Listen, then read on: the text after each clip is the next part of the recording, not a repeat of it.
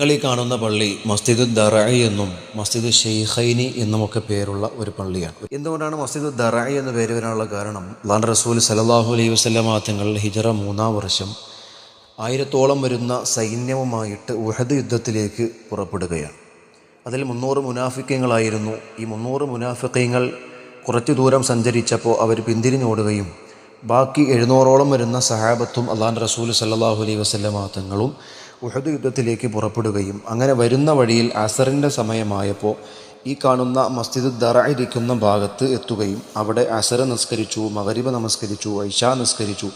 അന്നവിടെ രാത്രി രാപാർക്കുകയും പിറ്റേന്ന് സുബഹി നമസ്കരിക്കുകയും ചെയ്തതിന് ശേഷം ഈ മസ്ജിദ് ഇരിക്കുന്ന ഭാഗത്ത് നിന്നാണ് അല്ലാഹുവിൻ്റെ റസൂലും സഹാബത്തും ഉഹദിലേക്ക് പടച്ചട്ട ധരിച്ചിട്ട് കടന്നുപോയത്. പിൽക്കാലത്ത് ആ സ്ഥലത്ത് ഒരു പള്ളി, ഒരു മസ്ജിദ് വരികയും അതിന് മസ്ജിദ് ദറഇ എന്ന് പേര് വരാനുണ്ടായ കാരണവും അതുതന്നെയാണ്.